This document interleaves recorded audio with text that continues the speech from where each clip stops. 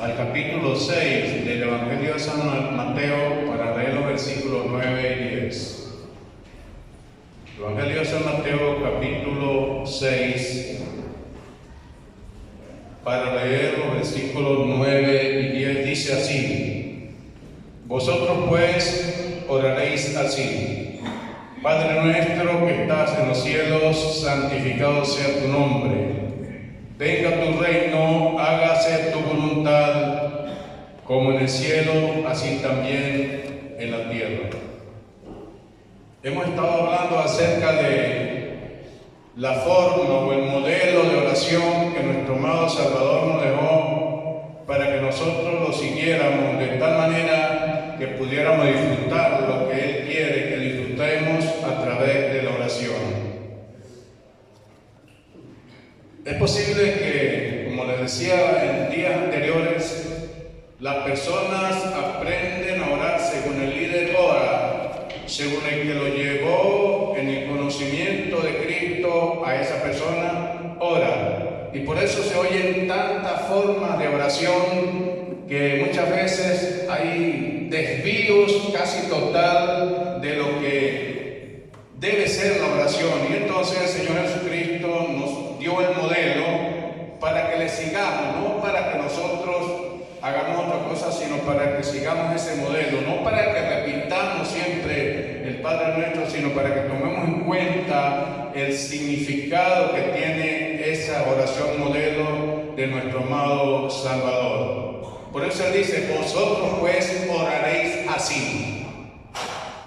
Pero pareciera que los líderes religiosos, nosotros los que dirigimos el punto de vista a la gente, pareciera que no tomamos en cuenta lo que Cristo nos dice. Cuando Cristo dice: vosotros pues oraréis así, nosotros podemos con la actitud nuestra decir: no, nosotros queremos orar es así.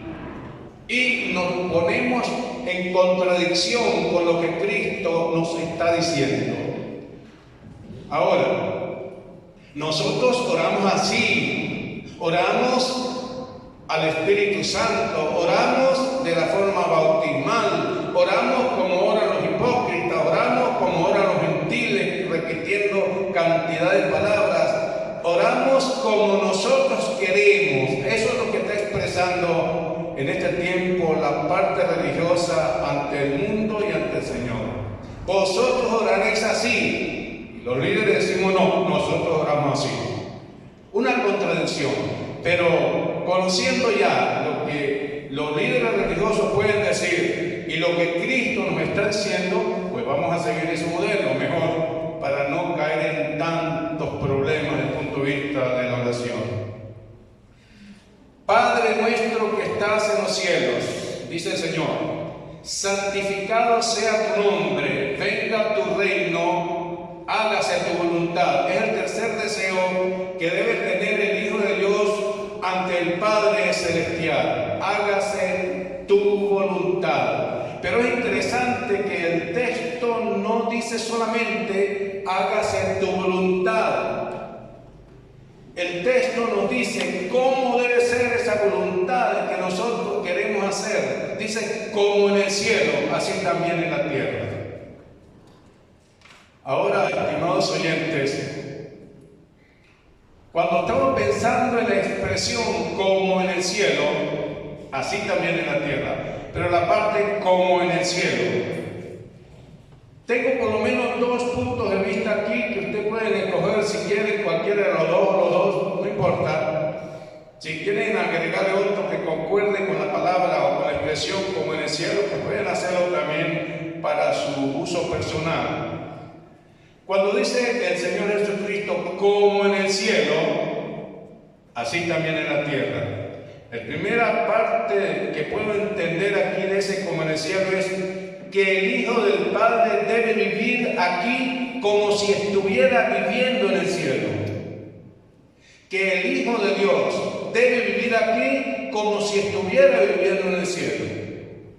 Tal vez eso es uno de los problemas que los hijos de Dios podemos tener. No vivimos aquí como estuviéramos viviendo en el cielo. Esa es la primera forma de como en el cielo. La segunda es que el Hijo de Dios Padre debe vivir aquí practicando para vivir en el cielo.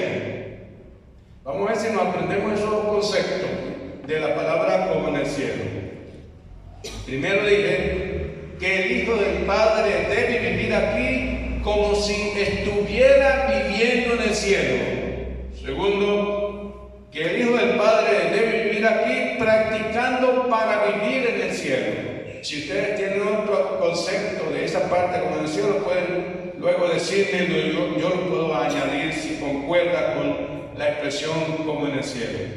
Pero no es cierto, mis estimados hermanos, que el que no tiene claro ese concepto vive aquí como que si nunca fuera a vivir en el cielo. Practica aquí lo que nunca se practica en el cielo. Esa es la realidad desde el punto de vista religioso que podemos ver. Ahora, dije que el tercer deseo del Hijo de Dios para con el Padre que está en los cielos es que se haga la voluntad de Dios, del Padre. Vimos el día domingo, según 1 Tesalonicenses 4:3, porque la voluntad de Dios es vuestra santificación. De eso hablamos. Hablamos que es un santo, que hace un santo, que hará un santo. Todo eso lo dijimos el domingo pasado y no lo voy a repetir en este momento. Pero dentro del mismo texto, 1 Tesalonicenses 4:3 dice: la voluntad de Dios es vuestra santificación.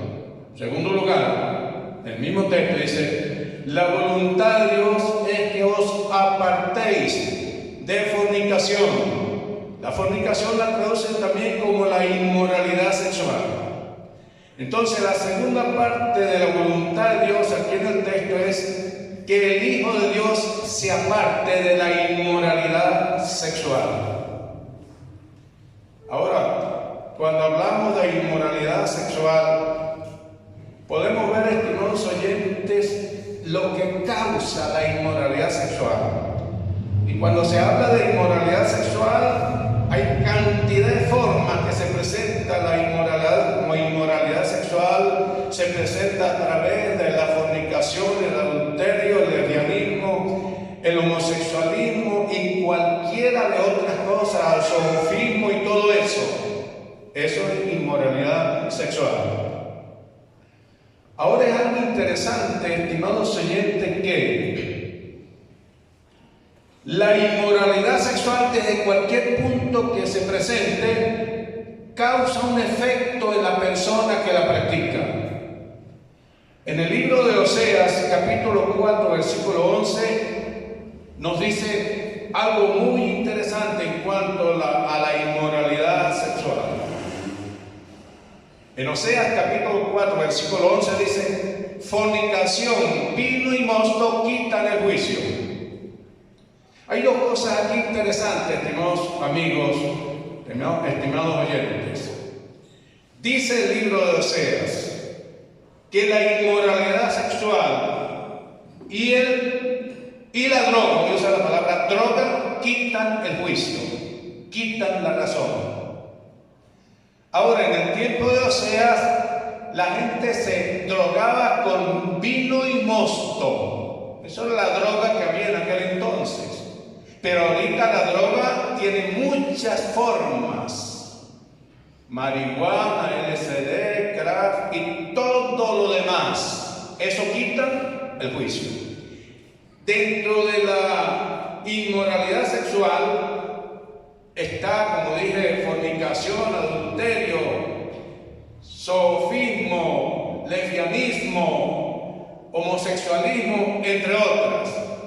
Pero hay dos cosas, especialmente, estimados oyentes, que quitan el juicio, hace que la persona pierda la razón, que es la inmoralidad sexual y la droga.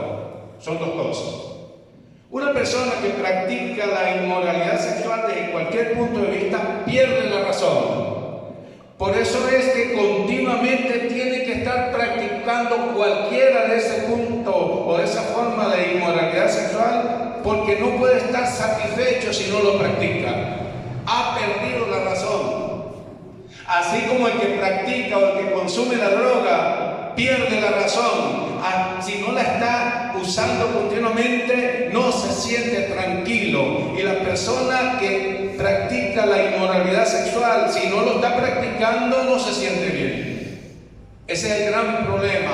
Es esclavo o de la inmoralidad sexual o de la droga que consume, no importa cuál sea la droga, sea medicada, sea legalizada o no legalizada.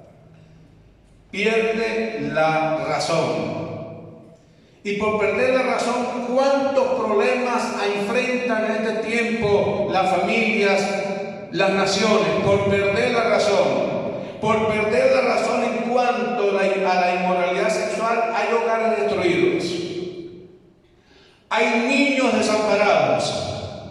Hay personas que sufren, mujeres y hombres que están sufriendo, porque el hombre o la mujer o los dos perdieron la razón.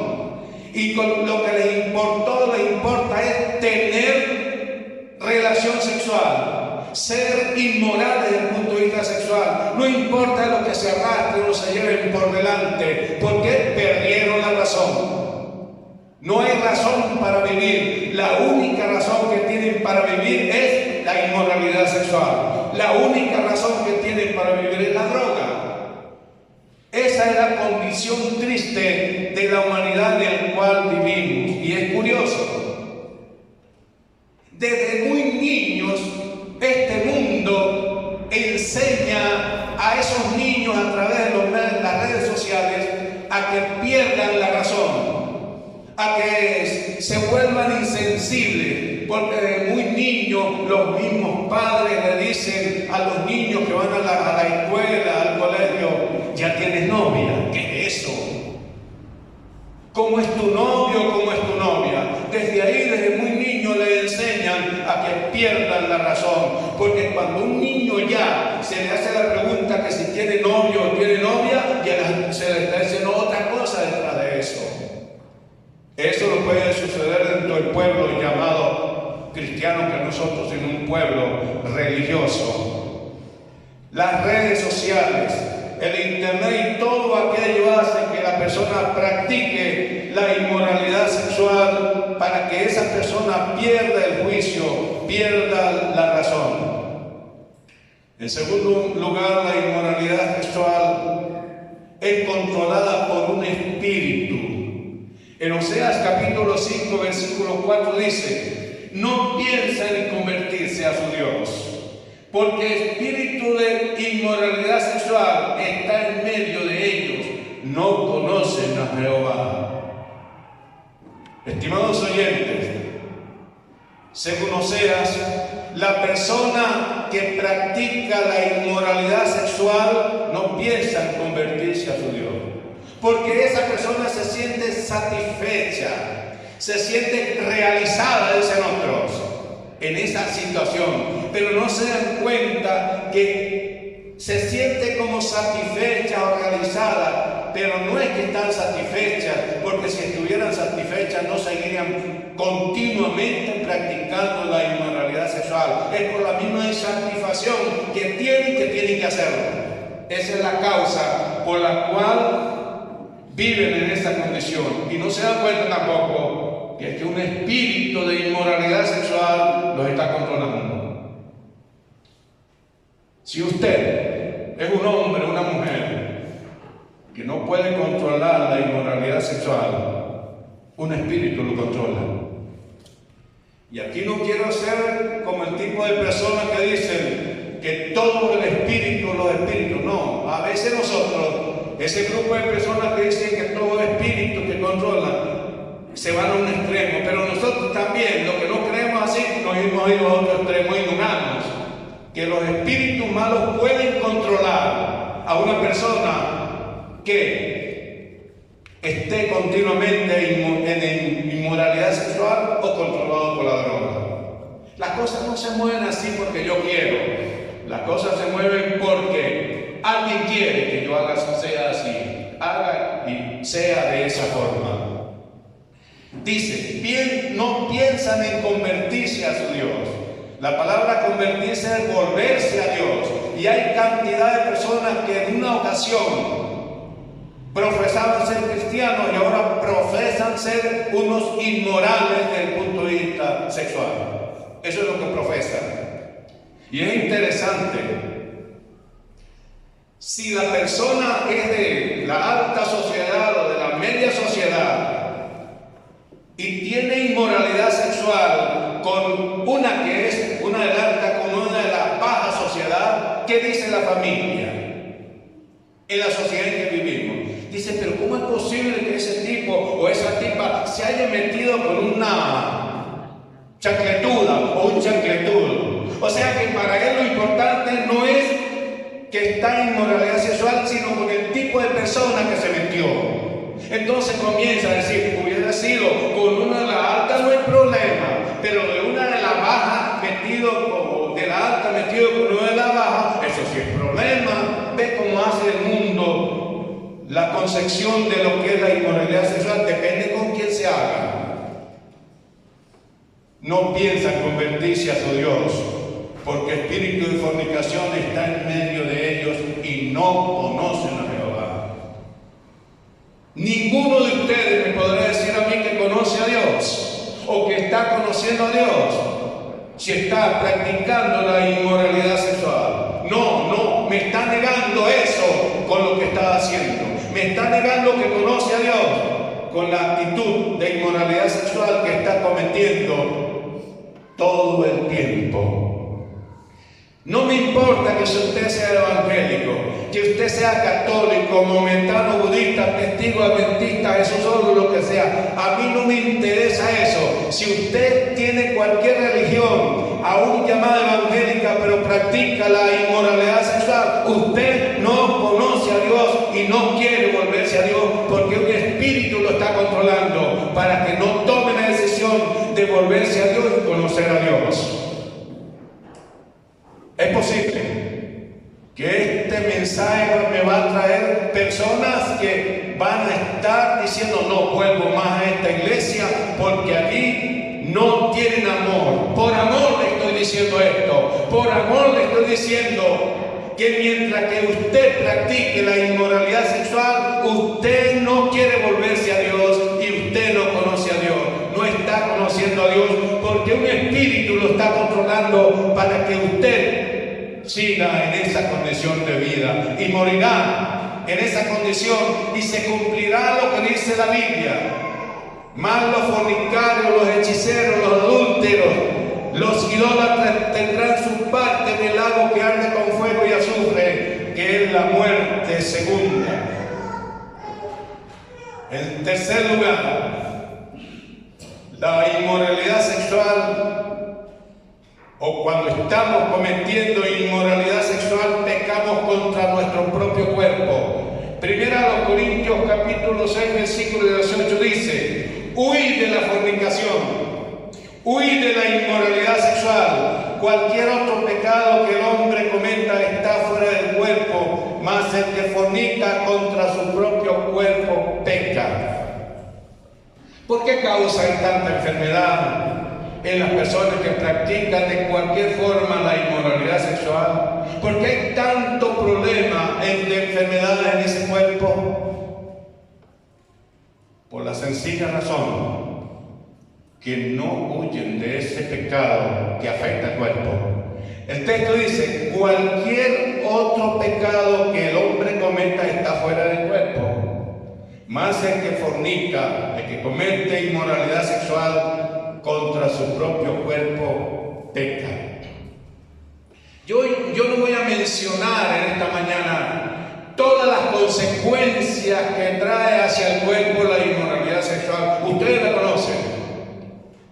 Y si no quieren conocerla desde el punto de vista teórico, continúen practicando la inmoralidad sexual para que lo conozcan desde el punto de vista práctico.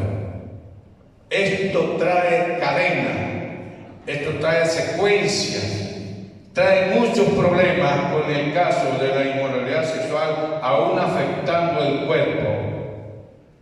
Cuando el salmista David cometió la inmoralidad sexual con la mujer de Urías, su cuerpo sufrió. Él dice, mientras callé, se envejecieron mis huesos en mi gemir todo el día. Él se sentía con los huesos envejecidos y su situación era gimiendo todo el día. Es posible que David tenía su rostro alegre para con los que estaban alrededor de él, pero dentro de él estaba consumiéndose, sufría terriblemente por lo que había hecho.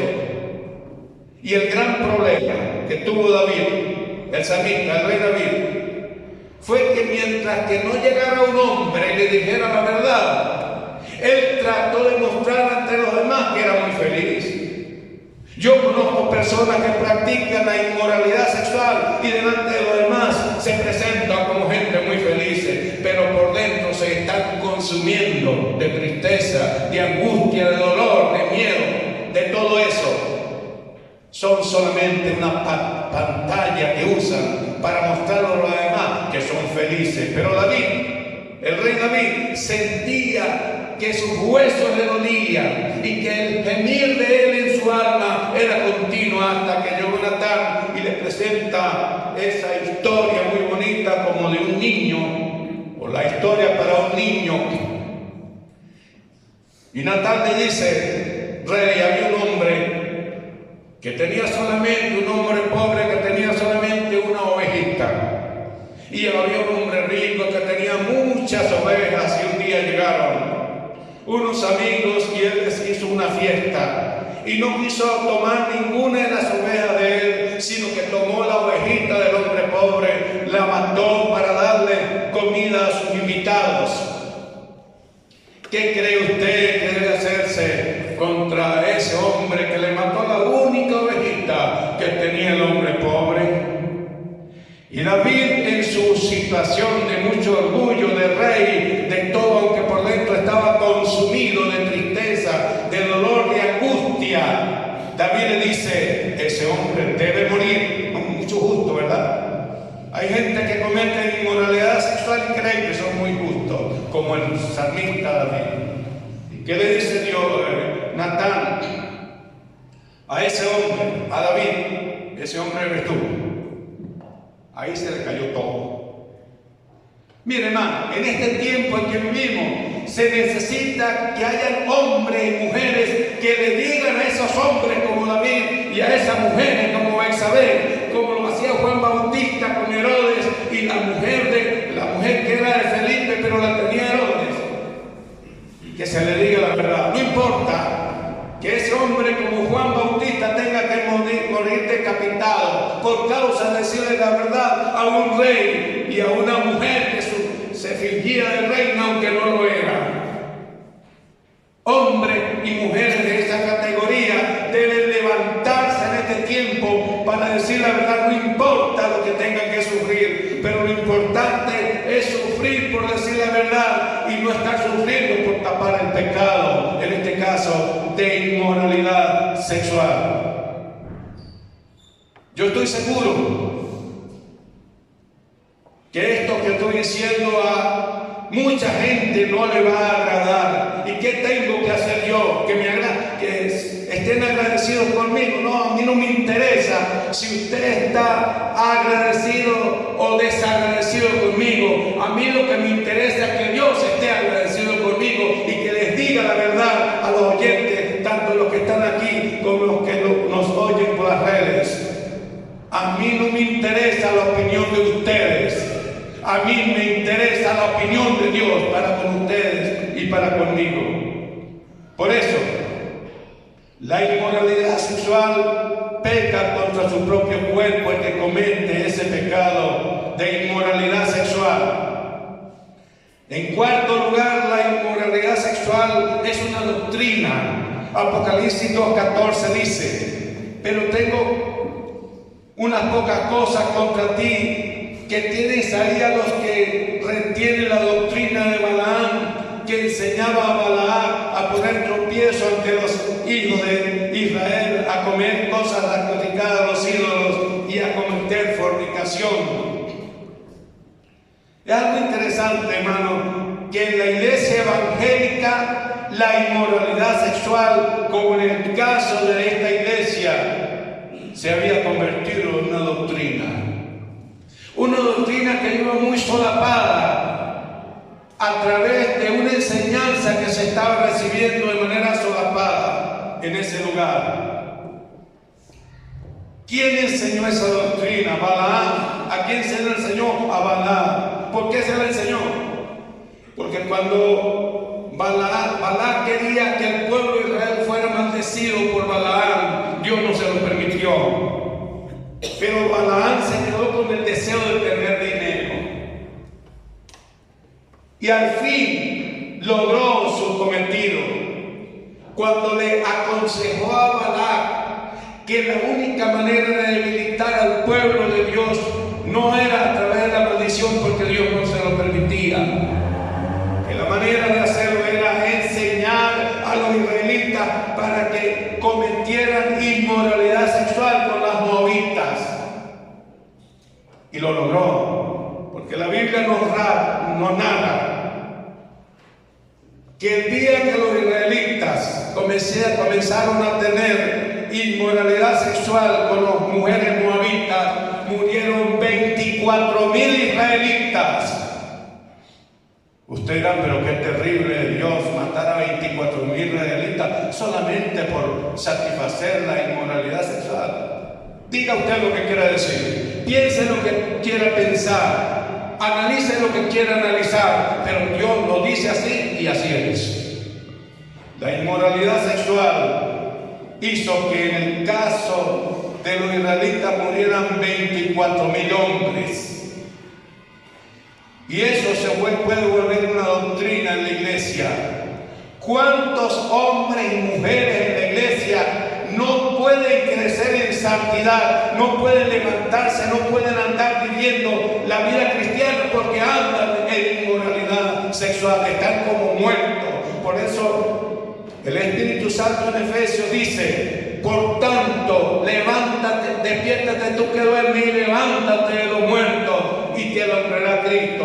Hombres y mujeres que en Éfeso, en la iglesia de Éfeso, estaban cometiendo inmoralidad sexual y por eso estaban durmiendo entre los muertos, parecían más muertos que vivos, aunque tenían la bendición de tener el Espíritu Santo, contristado, apagado o afrentado, pero lo tenían.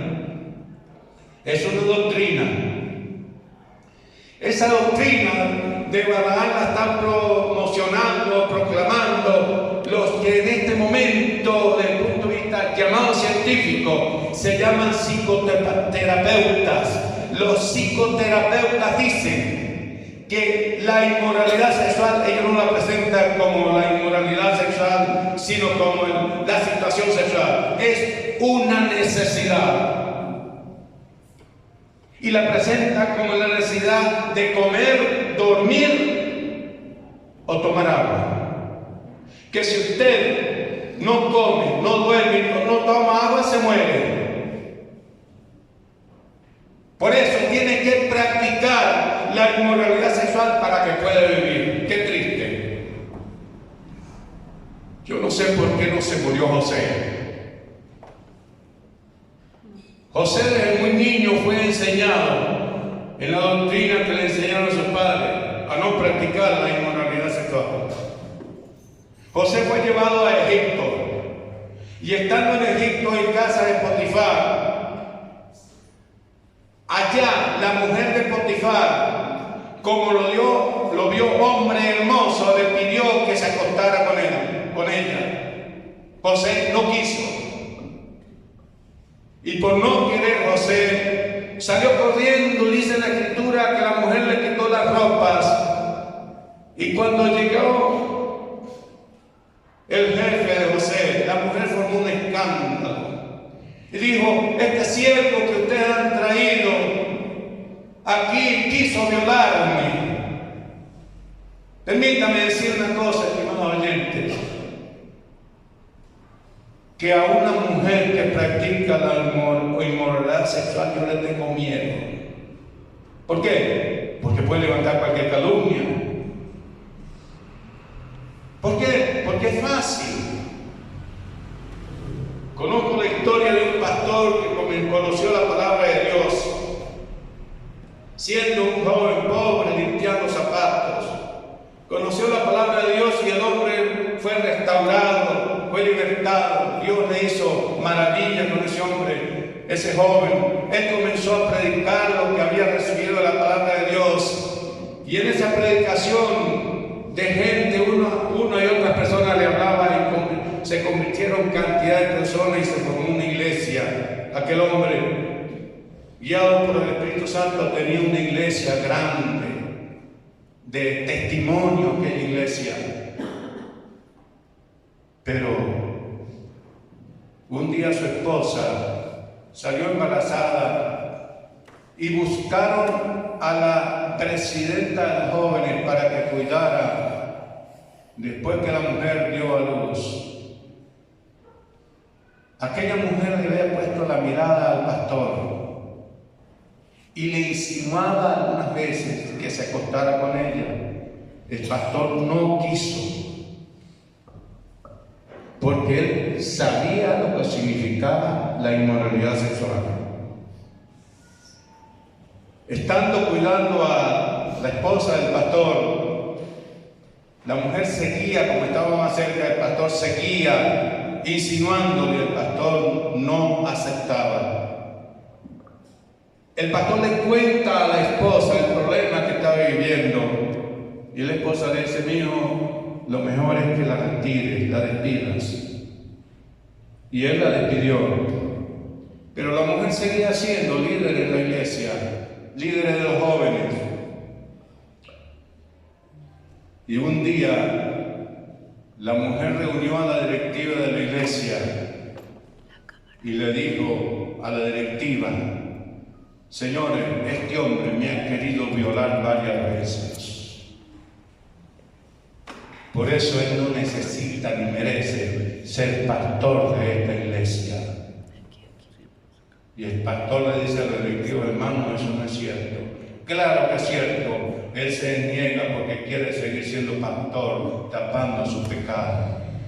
Y los directivos de la iglesia lo echaron de la iglesia. Aquel hombre que había resistido como José. Claro, eso se regó porque hay gente en la iglesia que cuando alguien es acusado se encargan de regar, de decirle a uno y al otro lo que puede ser verdad o no ser verdad. Y aquel hombre destrozado porque dejaba aquella iglesia y tenía que irse a otro lugar a trabajar, porque le habían creído a aquella mujer que, como la mujer de Potifar, había inventado una mentira contra aquel pastor. Se fue para otro lugar y siguió trabajando en otro estado y logró levantar otra iglesia, con el cuidado único de no confiar en ninguna mujer que tuviera espíritu de inmoralidad sexual. Yo no estoy diciendo que pastores no han caído, claro, muchos, pero no creo que todos los que han caído han sido por inmoralidad sexual, sino que se les ha acusado por alguna mujer, o algunas mujeres le han acusado de eso y ahora están sufriendo. Estimados oyentes, la inmoralidad sexual se puede convertir en una doctrina en la iglesia del Señor, como lo era allá en la iglesia a la cual le escribe el Espíritu Santo en el libro de Apocalipsis 2:14. La inmoralidad sexual es una práctica en la iglesia también. Apocalipsis 2:20, 21 dice así, 2:20 y 21. Pero tengo unas pocas cosas contra ti, que toleras a esa mujer, Jezabel, que se dice profetiza, enseñe y seduzca a mis siervos a fornicar y a comer cosas sacrificadas a los ídolos, y le he dado tiempo para que se arrepienta, pero no quiere arrepentirse de su inmoralidad sexual. Era una práctica en esta iglesia. Estimados oyentes, la inmoralidad sexual puede convertirse en la Iglesia Evangélica de Mérida en una práctica. ¿Y cómo se practicaba la inmoralidad sexual en esa iglesia de Apocalipsis? Una mujer que decía que tenía el don de profecía. ¿Cómo sería eso? ¿Cómo le llegaría ella a los siervos del Señor, a los líderes de la iglesia? ¿Cómo le llegaría si era profetisa? Se decía profetisa. No era, se decía que era profetisa. ¿Qué hacía ella? A través de la profecía, o la llamada profecía, seducía a los siervos de Dios a cometer inmoralidad sexual, a comer cosas sacrificadas a los ídolos. Así trabajaba esta mujer. Era una práctica. Imagínese usted, voy a imaginarme, la Biblia no me lo está diciendo, ¿cómo llegaría esa mujer y le diría a un siervo, Señor, un líder que trabaja en la obra? Si era soltero, pues imaginen más. Podría decirle, mire, estaba en oración y ayuno, porque así usan la gente para ser profeta del desastre. Estaba en oración y ayuno y el Señor me reveló que te acuestes conmigo.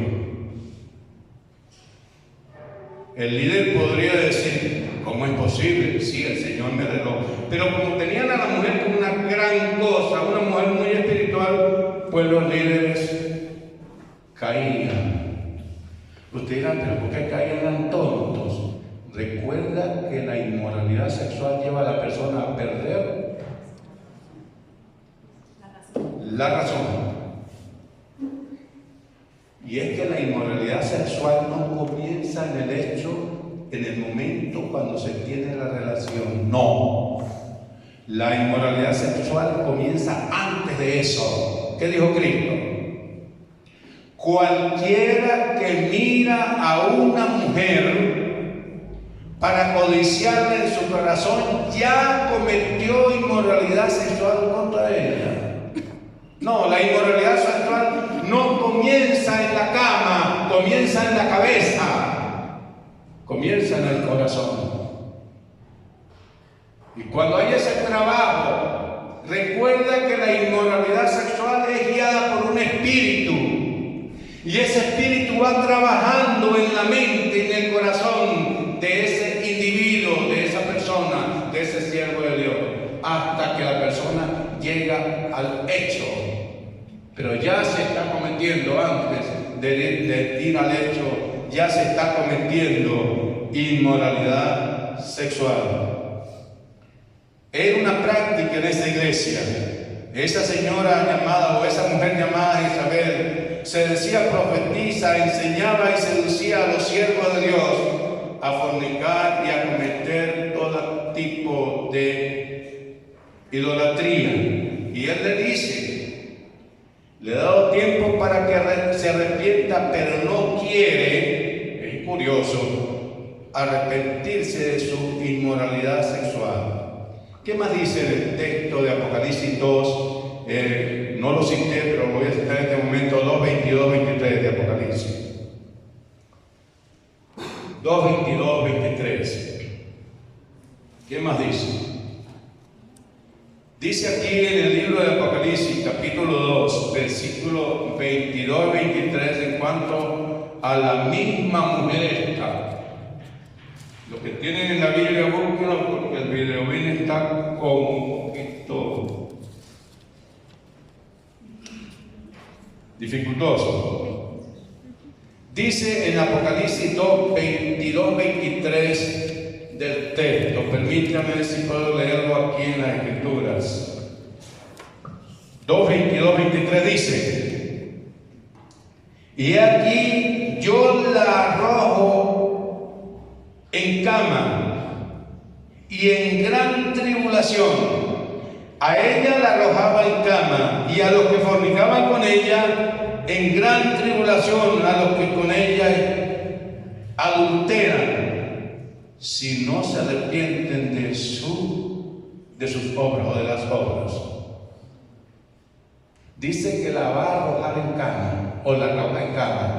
Eso quiere decir que alguna enfermedad tenía que pasarle. La iba a arrojar en cama. Mire, permítame decirle que si usted está cometiendo aquí en esta iglesia o en cualquier iglesia donde vaya inmoralidad sexual y usted no está recibiendo ningún castigo del Señor, permítame decirle, usted no es hijo de Dios. Usted puede ser simpatizante, puede haberse bautizado, puede ser lo que sea, pero si usted es hijo de Dios, va a Dios comenzar a actuar. Y una de las cosas que hace, puede ser que lo lleve a una cama. Y puede ser que a las personas que están cometiendo inmoralidad sexual con ustedes, los va a meter en gran tribulación, porque también son hijos de Dios. Pero si ninguna de esas cosas están pasando en la vida de ustedes, síganlo, que al fin y al cabo usted va a dar cuenta en el día del trono blanco. Pero mientras que Dios no los va a tratar como hijos, porque no son, luego los tratará como no hijos, porque no son hijos en ese caso. Dice así en el versículo 23, y a sus hijos, 23, heriré de muerte, y a sus hijos heriré de muerte. Yo no voy a ampliar esa idea de heriré de muerte, porque hay muchas cosas allí que se pueden ver, pero les aseguro, confiando en la palabra de Dios, estimados oyentes, que Dios no deja sin castigo a los hijos que cometen inmoralidad sexual. No los deja sin castigo, los castiga. Y el propósito es que se vuelvan a Él, se arrepientan y lo tengan como Dios. Porque si no, seremos una religión cualquiera. En todas las religiones del mundo se cometen inmoralidad sexual y Dios como que no actúa. ¿Por qué? Porque no son hijos, pues. Busque usted cualquier religión y vea la cantidad de pecados sexuales que se cometen y ahí no hay problema. Y comienza a hablar, no, Dios no me castiga porque Dios es amor, porque Dios me ama mucho. Ahora dicen que Dios ama mucho a los que cometen inmoralidad sexual y por eso no les puede hacer nada, porque hay otra teología por ella, o llamada teología. Pero no, la Biblia es clara. Si ustedes no han sido castigados por Dios por cometer inmoralidad sexual, ustedes no son hijos de Dios, porque los hijos de Dios reciben castigo, como lo recibió David, como lo recibió Sansón, pero son protegidos y ayudados por Dios, como fue con José, con Sadrach, Mesach y Abednego. Los hijos de Dios son protegidos por Dios, y si caen en inmoralidad sexual y son castigados, se arrepienten. Pero aquí esta mujer no quiso arrepentirse. No puedo explicar más ese caso. La inmoralidad sexual es mundial. Es curioso, ¿verdad? Apocalipsis 18:3. Porque todas las naciones han bebido del vino del furor de su fornicación, de su inmoralidad sexual, y los reyes de la tierra han fornicado con ella, y los mercaderes de la tierra se han enriquecido de la potencia de sus deleites. ¿De quién está hablando aquí? De la gran ramera de Apocalipsis. Ustedes conocen la historia y están conociendo todavía la historia de una religión que es vieja, pero que sus líderes han sido inmorales sexualmente, que lo tapan, lo quieren tapar, sí, lo han querido tapar, pero cada día sale más al descubierto todo lo que están haciendo. Yo no lo voy a mencionar porque usted lo conoce, y es posible que usted forma parte de ese grupo religioso. Aunque usted no practique inmoralidad sexual, usted defiende a ese grupo religioso porque creen que son muy santos. Y lo que son unos inmorales desde el punto de vista sexual. Es mundial. El destino final de los que cometen inmoralidad sexual, Apocalipsis 21:8. Pero los cobardes e incrédulos, los abominables y homicidas, los fornicarios y hechiceros, los idólatras y todos los mentirosos tendrán su parte en el lago que arde con fuego y azufre, que es la muerte segunda. Decía al principio, si usted, los que practican la inmoralidad sexual, quieren seguirla practicando, no quieren volverse a Dios, no quieren tener a Dios como su Dios, pues síganlo haciendo. Apocalipsis dice el Señor, el que es injusto, sea injusto todavía. El que es inmundo, sea inmundo todavía. El que es justo, practique la justicia todavía. Y el que es santo, santifíquese todavía. He aquí, yo vengo pronto, y mi galardón conmigo para recompensar a cada uno según sea su obra. El Señor va a recompensar a los que son justos y se justifican, a los santos y se santifican, a los inmundos y siguen la inmundicia, a los injustos que siguen la injusticia. Él va a dar el pago. Tengámoslo en cuenta. Así será. Yo quiero recibir el pago de la santificación, el pago de la justicia, de vivir una vida santa y justa en esta tierra, porque el pago está seguro. Pero si yo dejo de creer en que voy a recibir el pago de santificación y el pago de justicia, y me voy para recibir el pago de inmundicia y el pago de injusto, yo decido. Eso ya no lo decide Dios, lo decide usted, lo decido yo. Que Dios le bendiga.